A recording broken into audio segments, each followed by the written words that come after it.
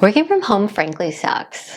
Honestly, this has made the biggest difference in my quality of life since working from home, and it's the one thing that, without fail, puts me into work mode at the beginning of my day and helps me relax at the end of my workday.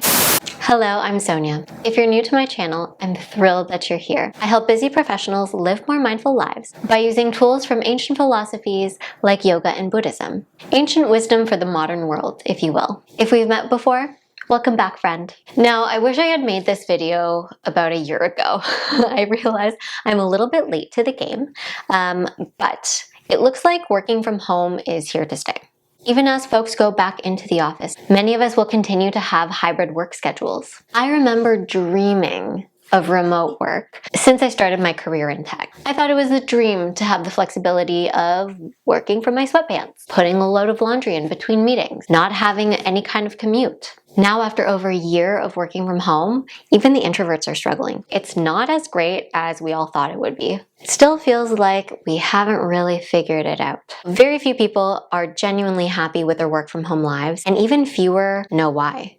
In this video, I touch upon the most common struggles I hear about working from home, and I share tips that I've found have improved my productivity, reduced my stress, and infused my workday with a little more mindfulness, especially when I'm working from home. Stay till the end because that's where I share the tip that has made the absolute biggest difference. But before we start, please subscribe to my channel so that you don't miss the goodies that I put out into the world.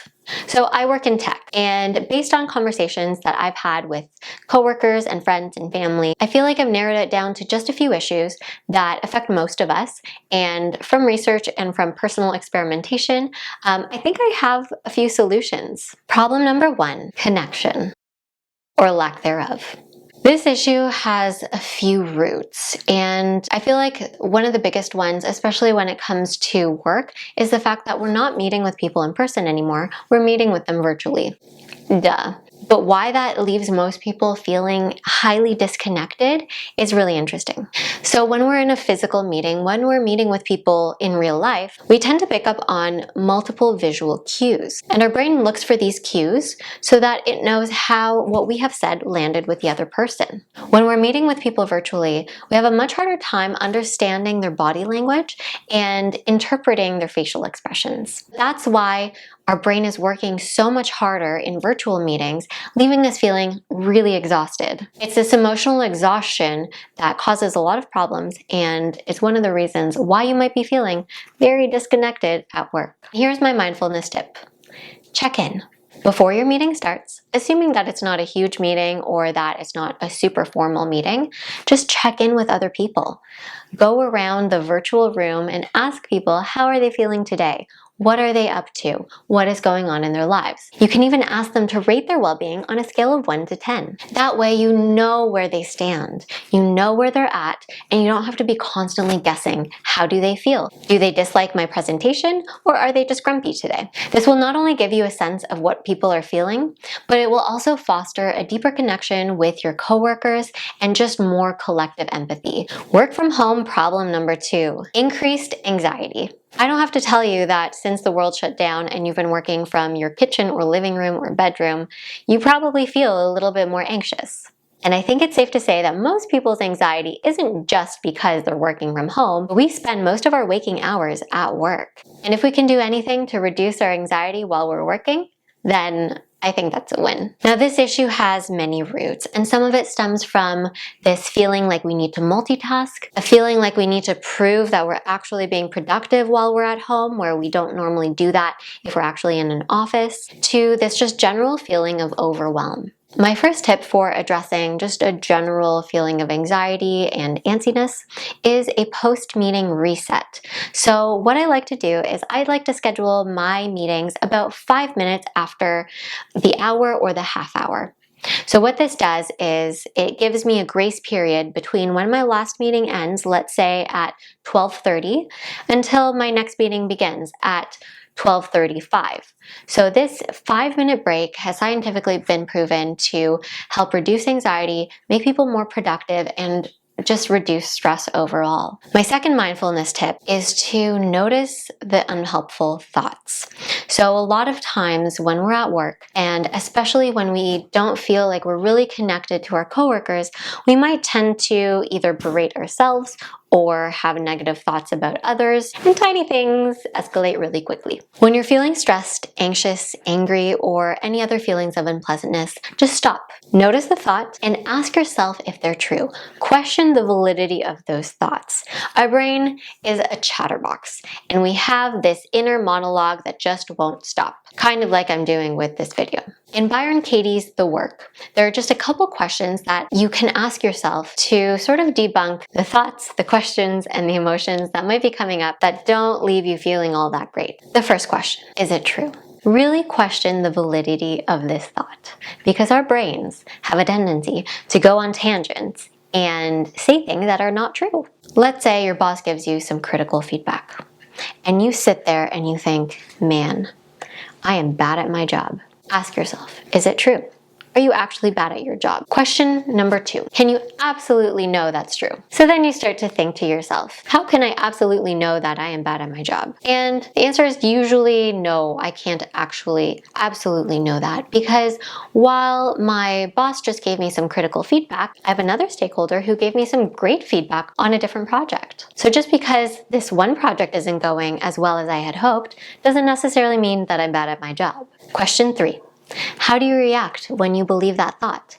When I believe the thought that I am bad at my job, I feel like garbage. I berate myself. I react poorly to constructive feedback. I withdraw from others, which leaves me more disconnected. And this cycle just self-perpetuates. And the last question, number 4, is who would you be without that thought? I would be someone who is confident. I would take the constructive feedback, critical as it may be, and I would make the project better. And ultimately, I would be better at my job. The last step in Byron Katie's The Work is to create a turnaround sentence. Rather than saying, I am bad at my job, I could say, my job is bad at me.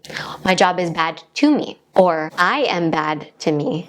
Ooh, that one hit home. By starting to question your thoughts, you can get real insights to your inner works. Another tip for this general feeling of anxiety and overwhelm is to close your tabs. I cannot tell you how many times I've been in a meeting with someone and they've shared their screen with me and my eyes just burned from seeing so many little tabs, to the point where I couldn't even concentrate on what the person was saying or showing me because I was so distracted by all of their tabs. And that's me just trying to look at their screen. I can't imagine what it feels like to work with so many tabs open. Just think, each one of the tabs open on your screen has a corresponding tab open in your brain. It's highly unlikely that you'll revisit most of those tabs, and what usually happens is that people lose their work because they can't remember which Word document of the 17 Word document tabs that they have open is the one that they're actually trying to work on. So just close the tabs. Building on this closing tabs is closing some mental tabs as well. When you're in a virtual meeting, just have the one tab with the meeting or the one program, like if you use Zoom, open, have it take over your entire screen,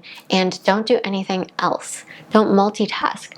Don't try to write some code on the side while you're in this meeting. Just be fully present. And that also applies with your other screens and devices as well. Don't be sitting there in a meeting with your camera off checking Instagram. That's not going to do you any favors. My 4th tip for this general feeling of anxiety is to meditate. Shocker. Meditating, especially in the morning before your workday, is going to give you a clear mind. It's going to help you notice all the extra chatter and turn the volume down on that chatter so you can turn the volume up on the things you actually need to focus on. If you've never meditated before, or if you'd like a guided meditation, I have a few. I'll link some up here and down below so you can check those out after this video. Thumbs up if you're liking this video so far. Here's a problem that I personally struggle with a lot, and that is screen fatigue from spending most of my waking hours staring at a computer screen when in the past I would at least give my eyeballs a break in in-person meetings where I would close my laptop and speak to other humans in real life, or I would walk around the block to grab a cup of coffee. I'd have many reasons built into my day to take my eyes away from my screen, and we don't have that anymore. My coffee maker is at an arm's length away. I don't meet with people in real life, and I have to be very deliberate about screen time. I have 2 tips to address screen fatigue. One is a post-meeting reset.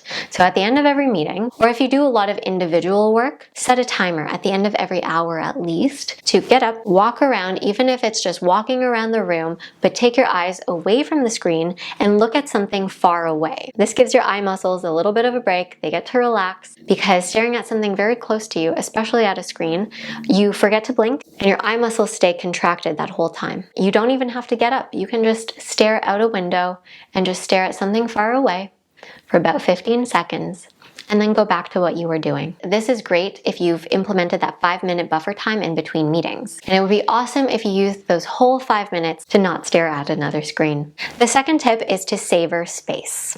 When our brains are in this go, go, go mode, even if you have 2 minutes in between tasks, meetings, calls, we tend to try to fill up that space with something. Either working on a document, typing up an email, crunching a couple numbers, or even just sitting there staring at Instagram. We fill up all of our empty space. And I feel like when we're in person in an office, we do that less. We talk to people. We do fill the space, but we fill it with interactions and human connection. The most prevalent problem that I've come across with respect to working from home is this inability to turn on at the beginning of the workday, get into work mode, and then turn off at the end of the workday and be with family, friends, do some self-care, exercise, and just really have work out of your mind. This is by far the most common issue since the lines between work and life have been blurred so much that they're basically non-existent. My biggest tip for this is, you're not going to believe it, having a commute. Whoa, hold on a second. Isn't one of the biggest perks of working from home not to have a commute?